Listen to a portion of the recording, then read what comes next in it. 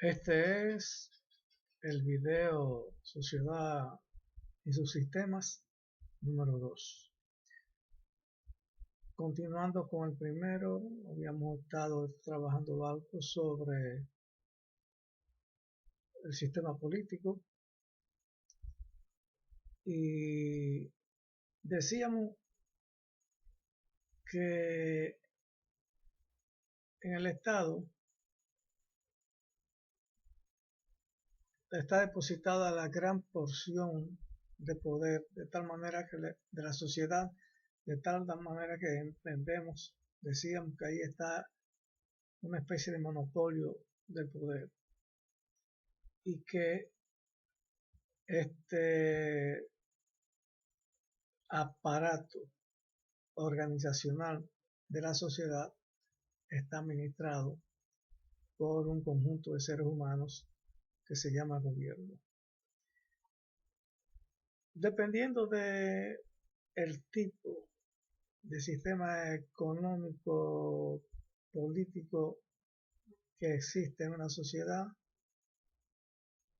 hablando desde la historia, hablando de hoy, también se denominará su estado. Si las relaciones de producción son del carácter de un país de lo que llamamos socialismo, entonces será un estado socialista.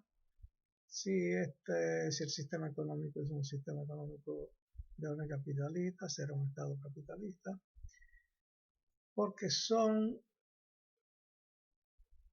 imponentes, son elementos que determinan las condiciones de organización de una sociedad. Pero también hay elementos que son importantes a través de la historia y que en unas sociedades ha determinado que se hable de otro tipo de estado, como es el estado confesional, allí donde el aparato religioso de esa sociedad ha sido tan importante que ha condicionado la organización política de la sociedad. Hay ejemplos bastante indicativos,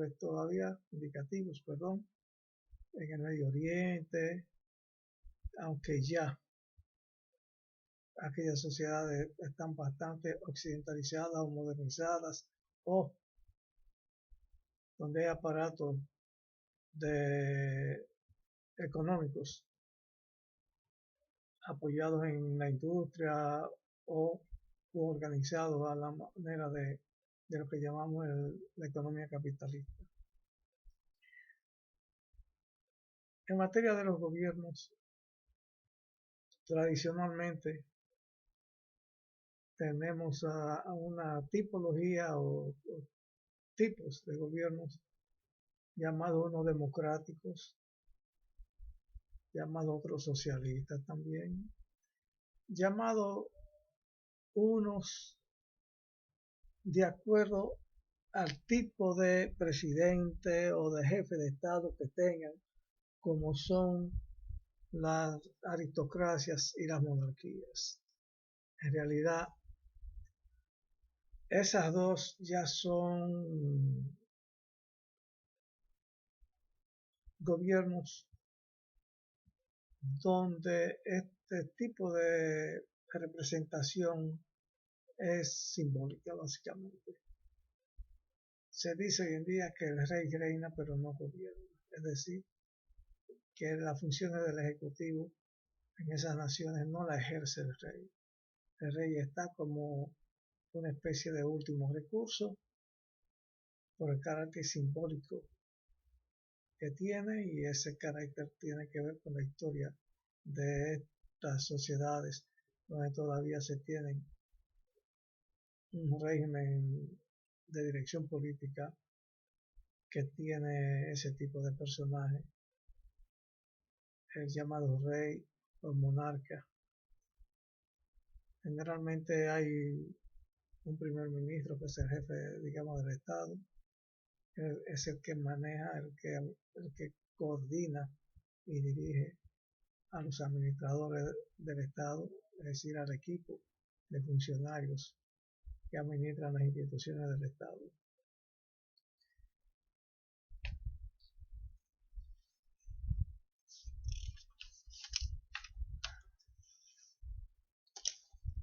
Pasemos a algunas de las páginas aquellas que dijimos para entonces llegar al sistema social. El sistema social es básicamente el actor social, es decir, aquellos grupos humanos, aquellos seres humanos que dinamizan, que resultan en la actividad de la sociedad a través de la interacción. Al accionar, un ser humano lo hace en términos de otros seres humanos. Cuando un grupo cualquiera de una sociedad actúa en su vida cotidiana, lo está haciendo en términos de otros grupos, porque no hay una acción, no hay la ejecución de un papel por parte de un grupo o de un ser humano que no sea en términos de expectativa, es decir, de lo que los otros también hacen. No puede haber un comerciante si no existe aquel que va y compra. No puede haber un vendedor, un comerciante, si no es para ofrecer un producto. Y el producto va a ser adquirido por alguien. Hay un adquiriente, hay un comprador, y eso ya se hace un sistema. Es una vinculación permanente, es una acción de cada uno de ellos permanente, y entonces eso forma los grupos, que son entidades, son conjuntos de personas que tienen carácter permanente.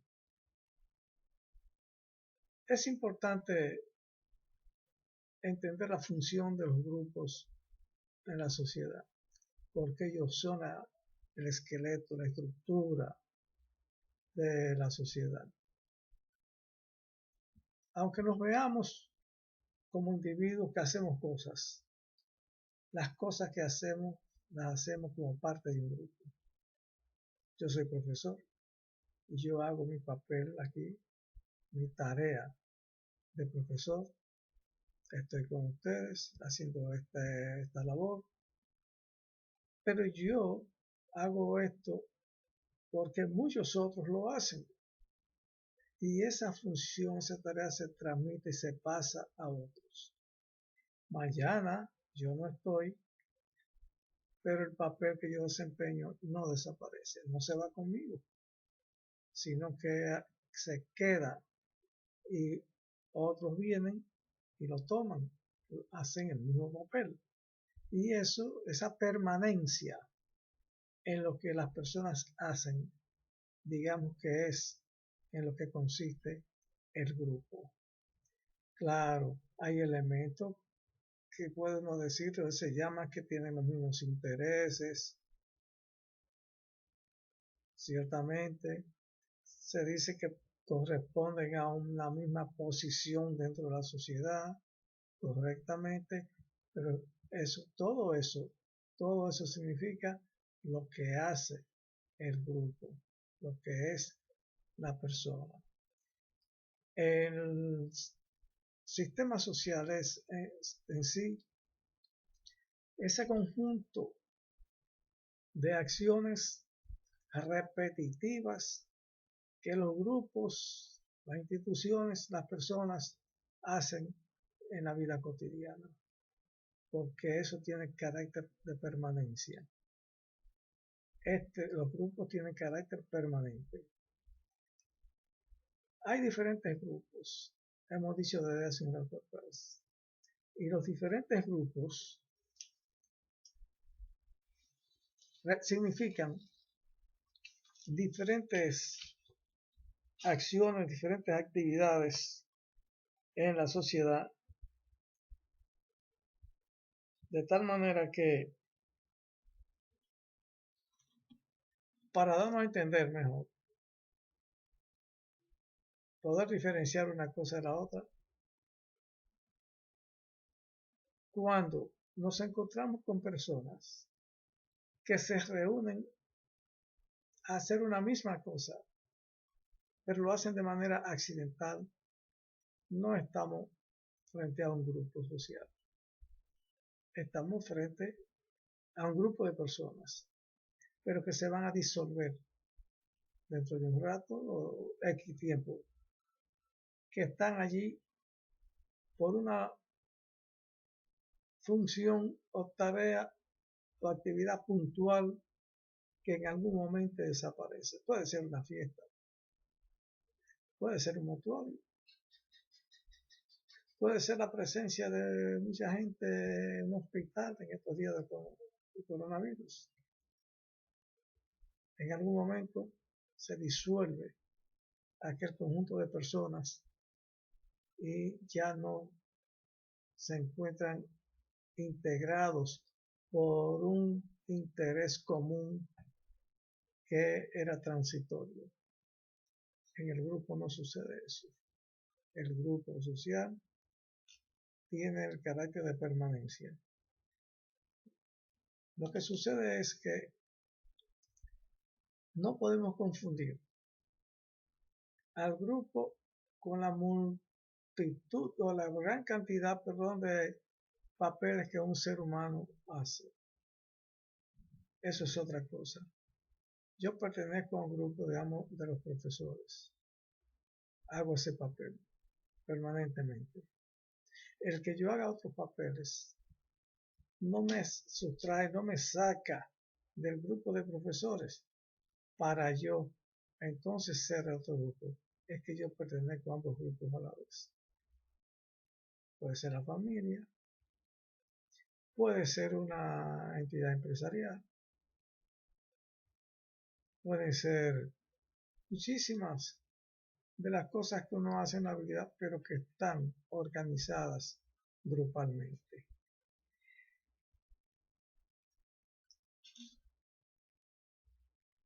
Hay grupos, como dijimos anteriormente, que tienen diferentes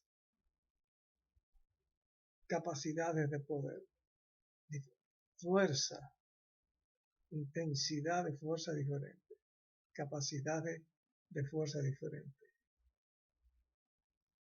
Ya dijimos algunos. Y hay unos que son, digamos, invisibles, pero que su presencia se percibe, se capta a través de lo que sucede en la sociedad. Digamos, un grupo de presión. Un grupo de presión, cualquier grupo humano puede en algún momento constituirse en un grupo de presión, ser un grupo de presión. Pero hay unos que son más tradicionalmente grupos de presión porque constantemente están proponiéndole a la sociedad la ejecución de medidas, llámese de políticas, llámese de acciones de un momento que son de interés exclusivo del grupo y que no pueden entrar en confrontación con otros grupos o que le van a beneficiar específicamente a ese grupo más que a otros. Y van a utilizar todos los recursos que ellos tienen, recursos de poder, movilizando opinión pública, utilizando los recursos de las instituciones administrativas como las cámaras de diputados y senadores o al presidente de la República para que tomen medidas que le beneficien. En cierto momento, a un grupo, cuando asume esa condición, se le llama grupo de presión.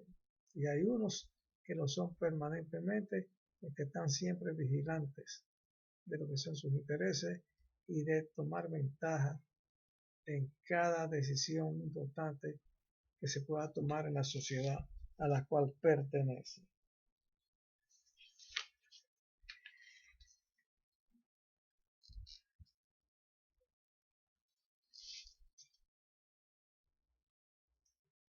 A veces pensamos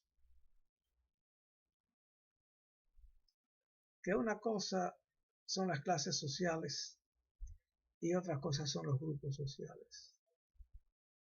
En realidad las clases sociales son grupos sociales. Lo que pasa es que son grupos sociales que se definen a partir de la vinculación, la importancia que tienen en la sociedad por la condición económica de ese grupo, por la función económica que hace en la sociedad. Y son los grupos que condicionan el desarrollo inclusive de la sociedad. Son grupos grandes, compuestos por muchas personas, pero además que realizan roles o papeles muy importantes. Y como dijimos, principalmente como parte de lo económico en esta sociedad, o en una sociedad cualquiera. Generalmente, cuando se habla de clases sociales, se está pensando, y es algo normal, que se está usando conceptos que pertenecen a la teoría de las clases sociales y que la teoría de las clases sociales es parte del pensamiento de la teoría marxista. Pueden pensar que eso es correcto, pero no significa que en el análisis de la sociedad los únicos que utilicen el concepto de clases sociales sean los marxistas. El concepto de clases sociales está usado por muchas escuelas de ciencias sociales en el mundo de hoy. Y aunque no usan el concepto igualitariamente, aunque no definan las clases sociales igualitas, sin embargo, pueden referirse a las clases sociales.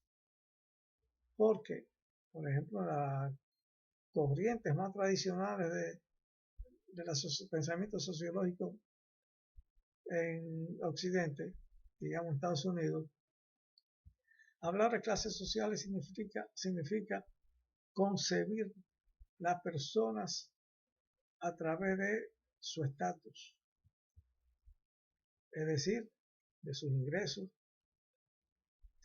de su formación intelectual, es decir, de la academia que puedan tener, de el trabajo que hagan, es decir, del papel que realizan, y esos elementos los reúnen para entonces hablar de unos simplemente de grupos y otros también de clases sociales, haciendo en la sociedad una estructura donde unas son superiores y otras son dominadas, inferiores a aquellas. O sea, hay una especie de escalera de diferentes grupos sociales o clases sociales que se conciben por niveles económicos.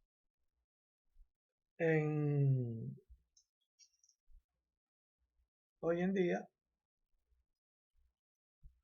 aunque las teorías sociales no establezcan, no usen el mismo concepto, repito, pero bastante usan la idea de las clases sociales. Y digo que no usan el mismo concepto, pero sí digo que la misma idea, porque la expresión la mantienen, pero conceptualmente hay diferencia. Ya hicimos una pequeña aclaración sobre aquello. Vamos a detener este segundo video sobre la sociedad y su sistema en este momento, para entonces posteriormente hacer otro sobre el sistema social.